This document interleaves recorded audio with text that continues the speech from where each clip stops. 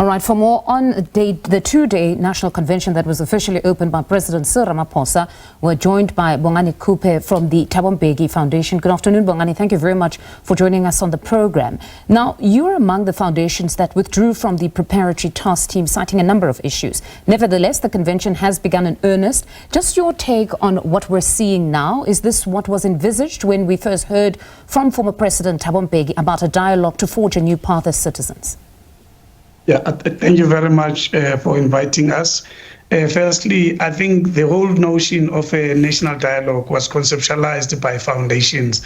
And therefore, I mean, what is happening today is far from what we had envisaged in terms of staging the first national convention. Because from our point of view, we had thought that there will be a preparatory sort of a session where people will be going into the first convention prepared. Different sectors would have discussed. We've got a number of papers that have been developed in order for sectors to have sort of been able to have discussed before they go into the first national convention. And therefore, from our point of view, we think the first this gathering was rushed. It's not prepared as we had envisaged it to be prepared. And therefore, we don't think it will yield the results that we had envisaged going forward. But most importantly, this one specifically is not citizen-led. It's led by government. You can see that it's government that's basically running this first national convention. It is not run by civil society groupings as envisaged before. Now that you touch on that, the president at the start of his address made it a point to actually indicate that he has called for the convention as precedent under Section 83 of the Constitution, which some could read as him subtly addressing the whole debate about limiting the role of government. So here, he was essentially stating that it is, or at least the Constitution empowers him to actually put together such a convention or to allow for such a convention to take place. So wouldn't you say that the role of government could never have been limited in this respect if it's only under Section 83 that such a convention could have been staged? In hosting the national dialogue, it's important that government plays a supportive role, but not a leading role as it is happening now. It is true that Section 83 does empower him to do that. However, as the national dialogue, needs to be citizen-led and not be led by government. In the principles that we agreed with government was that this is going to be citizen-led and that government will play much more a supporting role rather than a leading role. In this instance, government is leading this process, is not playing a supportive role. Of course, we hold no one's brief here, most certainly not government's brief. But when listening to the president, he also went on to emphasize, though, that inasmuch he is empowered by the Constitution, that it is a non-partisan process, that every voice must be heard. He went on to call on communities to partake. He said the conversations should be had at home, in community halls, at shopping malls, taxi ranks, even online. So in that instance, you believe that that's just lip service, that really what you still are looking at is a process that will really be truly led by government and not exactly what he has stated, that it is non-partisan and it is for the people?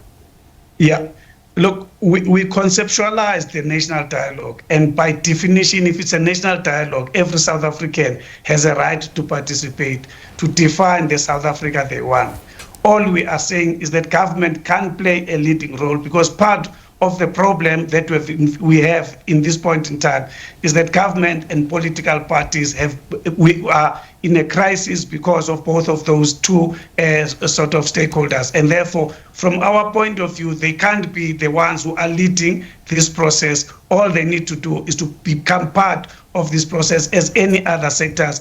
It is true that no South African should be left out of this process, and therefore South Africans in general must define the South Africa they want. Bongani, perhaps to be a bit more granular and practical, what we're seeing today is, it seems you've got the eminent persons, you've got a number of delegates that are there, and then they'll break away into these key discussions that will eventually shape the discussions that will take place across the country. What had you envisaged, at least in phase one?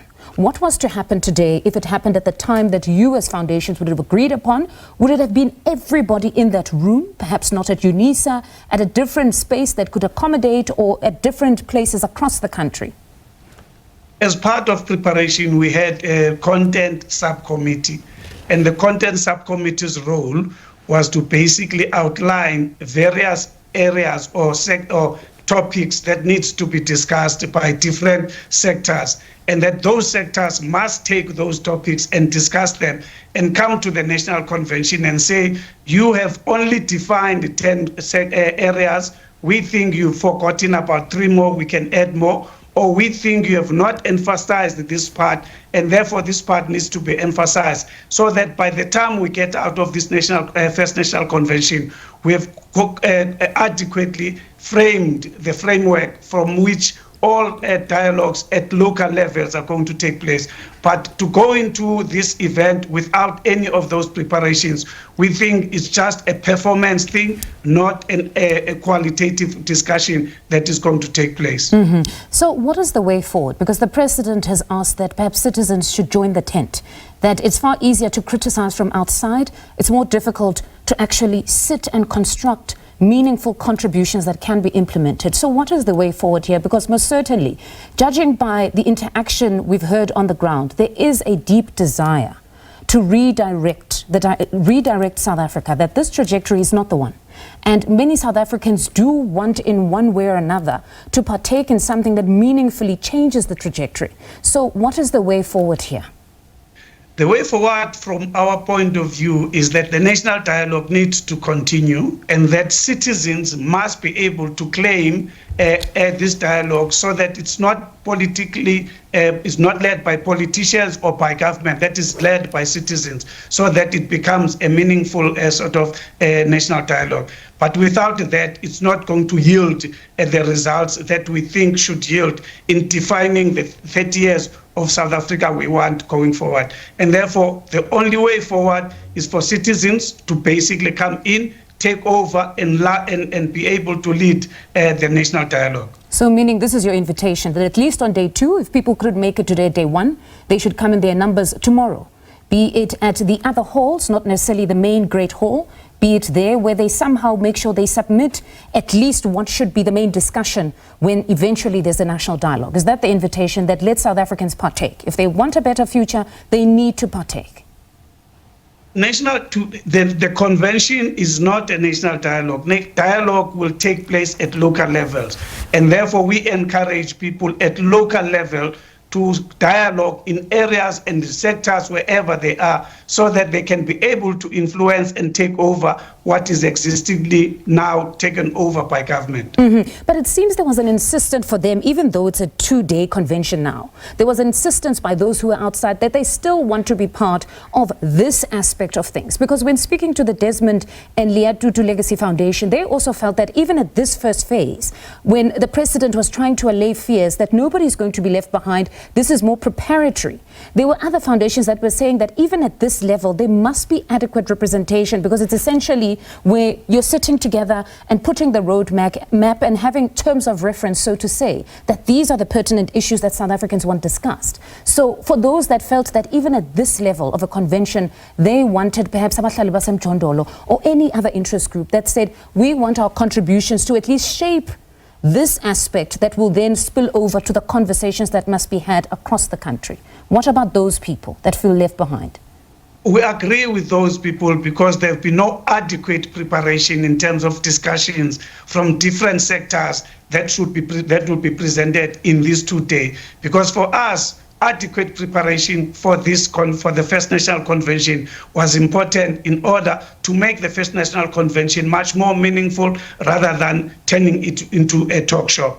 And then as for the national dialogue itself, beyond this convention, what you guys had envisaged when you conceptualized it as foundations, is it better for the interaction to be at ward level? Because we're speaking to Professor Dirk Coetzee, who said he's got a concern about ward level, because what happens at a ward is that me and my neighbors are talking about issues that we are confronted with on a daily basis. So does it really matter? Or we want greater integration, where one ward is going to another ward and discussing the issues there. How did you envisage that the conversation would be had? At that level, provincial? Are there representatives that go to national? What was the main idea? Our plan is to have these national dialogues taking place at local level.